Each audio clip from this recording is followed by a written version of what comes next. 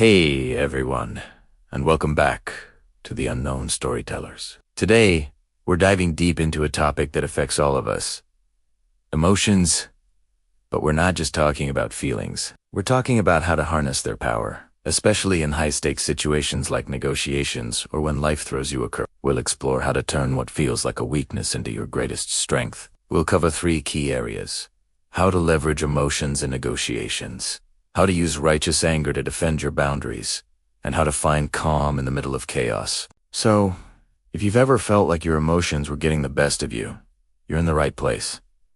Let's get started. First up, negotiation secrets. Many people think negotiation is a cold, logical process, but the truth is, emotions are always at the table, whether we acknowledge them or not. The key isn't to suppress your emotions, but to understand them. When you know what you're feeling and why, you can use that information to your advantage. For instance, feeling a bit of anxiety might signal that you need to prepare more, while a sense of excitement could tell you that you're on the right track. Understanding your own emotional landscape is the first step to mastering any negotiation, but it's not just about you.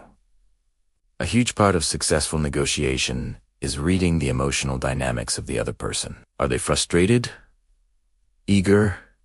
Apprehensive? Paying attention to their tone of voice, body language, and word choice gives you invaluable clues. This isn't about manipulation. It's about connection. When you can genuinely understand where they're coming from, you can build trust and foster a more cooperative environment. This is where active listening becomes a superpower. Instead of just waiting for your turn to talk, truly listen to what they're saying and what they're feeling. A simple phrase like, "It sounds like you're concerned about ...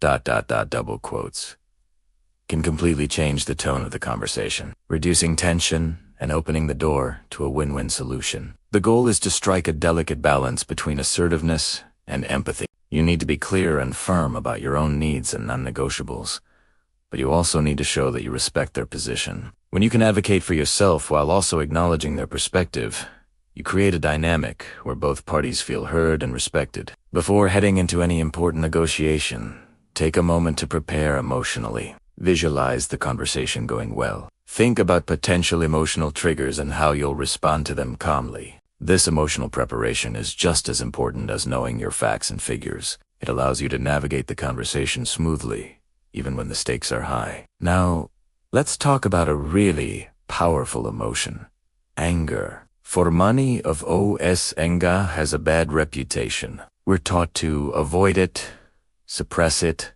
or that it's always destructive. But what if I told you that anger, when understood correctly, can be one of your most valuable allies? Specifically, I'm talking about righteous anger. This is the anger that rises up when your boundaries are violated, when you're treated unfairly, or when you see an injustice. This kind of anger isn't a problem to be solved. It's a signal. It's your internal alarm system telling you that something is wrong and needs to be addressed. The first step is to listen to that signal. Instead of immediately reacting or shutting it down, ask yourself, what boundary was crossed? What value was compromised?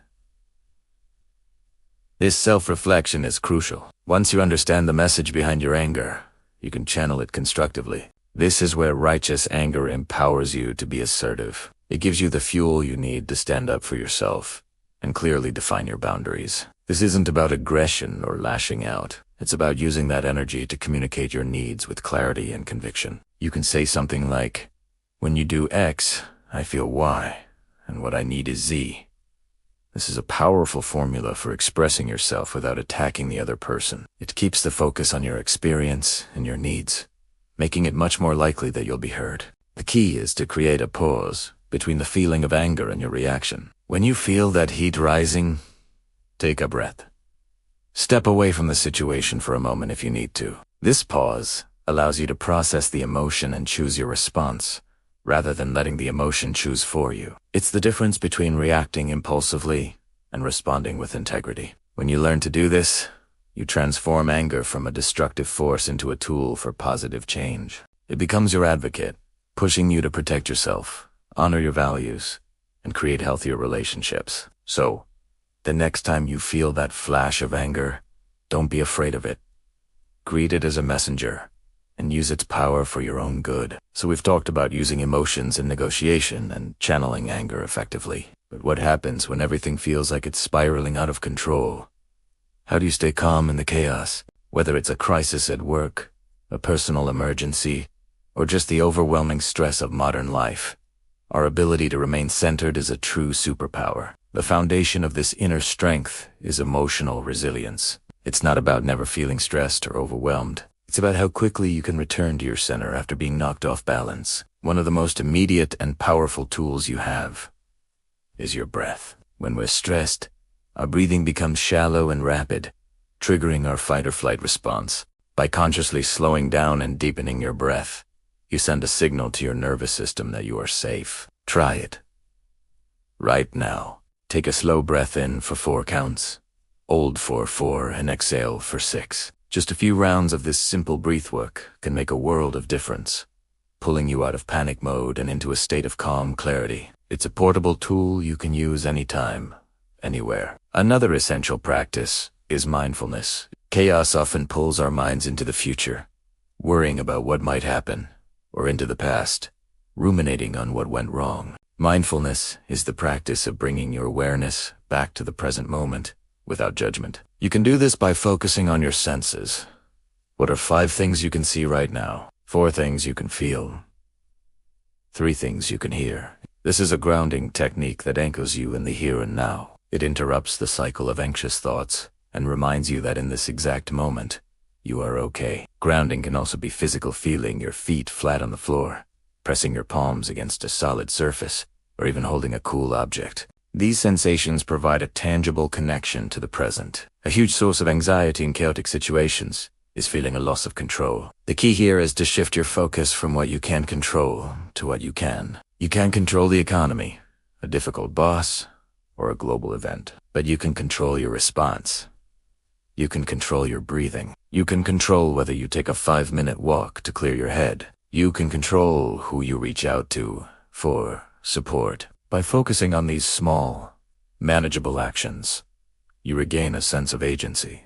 This simple shift in perspective is incredibly empowering. It moves you from a state of helplessness to one of proactive calm. Embracing emotional resilience means accepting that chaos is a part of life. We can't avoid storms, but we can learn to be the calm eye of the storm. By practicing breath work, mindfulness, grounding techniques, and focusing on what you can control, you build an unshakable inner strength. You learn to navigate life's challenges, not with panic, but with poise and purpose. This isn't something you're born with. It's a skill you can cultivate. So today, I encourage you to try just one of these techniques. The next time you feel overwhelmed, pause, take a deep breath, and remember the power you hold within you. Thank you so much for joining me today. We've covered a lot, from mastering emotions in negotiations to using anger as an ally and finding your calm in chaos.